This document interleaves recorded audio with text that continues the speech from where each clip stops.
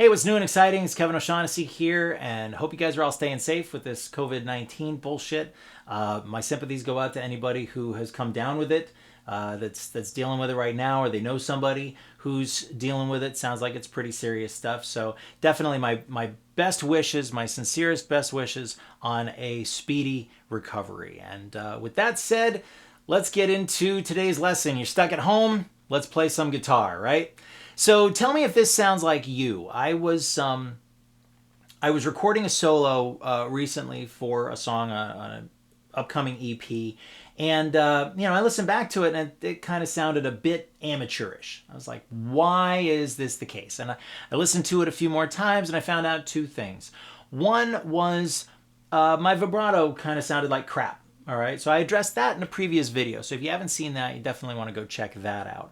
And the other one was there were a few phrases in there that I was having some trouble connecting, right? So those were the two problems, vibrato, and I wasn't connecting the phrases very well. It needed better technique, something else that I needed to practice. And connecting the phrases is what I want to talk to you guys about today. Okay, this is something that I don't know. A lot of times I know in my lessons I wasn't really shown how to do this, so I had to make up a few things on my own to get things to sound smooth going from one phrase to the next. So I've got a couple of techniques that you can use. I actually end up using all three of them in this particular example from this solo, but you pick and choose the ones you need as you go along. So the first thing is switching fingers at a strategic point. Okay, I'm going to give you two examples for this. One is I guess you could say a real world example. Okay, the introduction to Metallica's Master of Puppets. The other one's going to be from my solo. So let's look at the Master of Puppets example first. What Hetfield does is he switches fingers about halfway through the riff. So if I play the riff,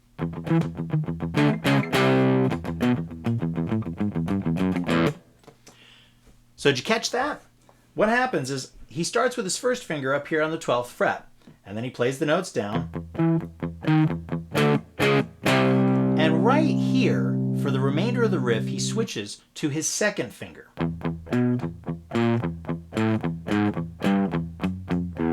And it's so that he can get those last three notes like that. All right, so to see that one more time,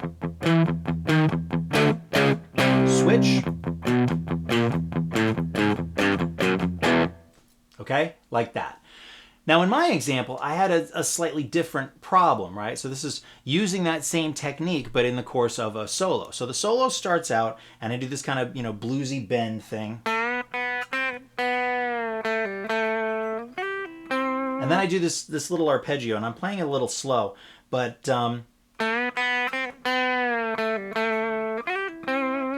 and it doesn't sound that bad now, but I always had trouble getting into this. And what I figured out was that what I needed to do was switch fingers here.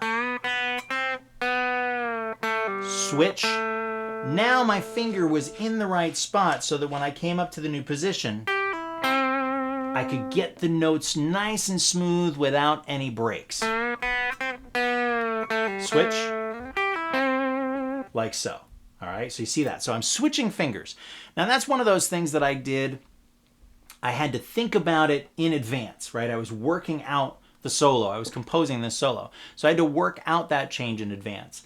In time, you might find that you can improvise that sort of thing without too much trouble. The next technique that I use in this solo in particular is a metered vibrato, okay?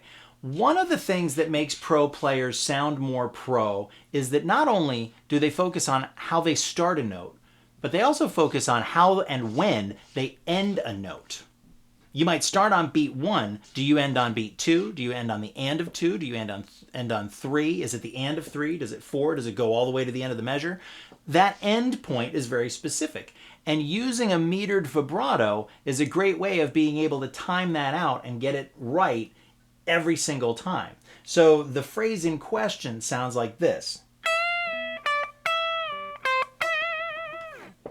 And what I needed to do was I needed to get from the 12th fret to the 7th fret. And that note on the 7th fret was always late.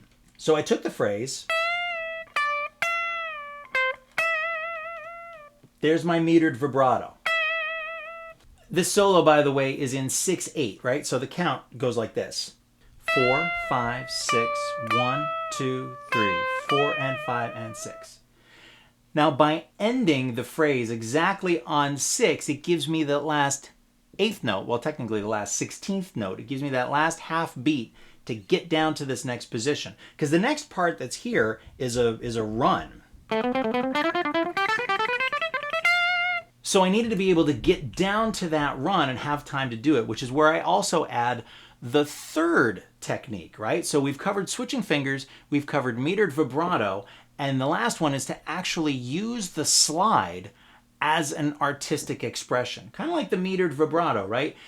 Vibrato doesn't have to be metered. You don't have to do it in time, but it can be used to serve a dual purpose, right? It can help you keep time so that you end the note at the exact right moment, but it can also be expressive at the same time.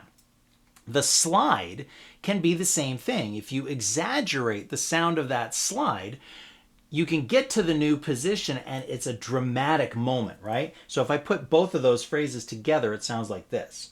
So you got 1, 2, 3.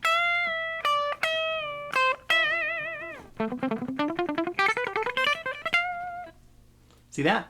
So now you've got 3 different ways to connect your phrases. All right. Number 1, switch fingers at a strategic time so that you can make sure that when you move into your new position or you move into your new phrase, you've done that work ahead of time so that you're not trying to switch fingers and switch positions at the same time, because that just takes time. That's really the problem. Option 2 is to use something like a metered vibrato to help you keep time more accurately so that you end the note at the exact right moment to give yourself space and time to get to the next position, or to switch fingers if you need to. Option 3 is to exaggerate the position shift with that slide, okay? So basically, as long as you do anything deliberately, it's going to make you sound more professional. You'll have to decide on which technique you're going to use depending on the emotional content of the song, the emotional content of the context of the moment that you're playing. How dramatic is it supposed to be? These are things that you're going to need to consider. And in the beginning, you're probably going to need to sort of map it out a little bit, make some deliberate decisions. Which technique are you going to use in which spot? It's like learning a new word or a new punchline. You've got to test it out in a variety of situations before you can actually use it in conversation and be comfortable with it. Music is the same thing. You're going to have to try it. You're going to have to make a lot of mistakes, but use those mistakes as examples of what not to do. Right? You say, okay, that doesn't work there. And you just keep working on it until you find situations where the technique works. And you can put them together in different combinations. Like I said, in this case, I used all 3 of those techniques in one solo because I keep moving around from position to position. And each one required a slightly different treatment. So you've got to kind of map that out sometimes. But after a while, in most contexts, I think you'll find, as I have, you do get to a point where you can improvise your way through it and it still sounds good. So remember, the bottom line is be careful about where you start each note, but also how you end each note. And the second part to that, I would say, is as long as you're doing anything deliberately, if you need to slide down from one position to another, make that slide sound deliberate. And now it's not a lack of technique. It's the perfect execution of a technique because it sounds deliberate. You're bringing attention to that slide for dramatic purposes, but it also has the dual effect of giving you a technical way of getting from one position to the next. So that's what I've got for now. I hope that you find that useful. If you do and you haven't done so already, please like the video, subscribe to the channel for more lessons, share it with anybody else you think might be interested in it. And in the meantime, please stay safe with this pandemic going around. I hope to see you all in the next video.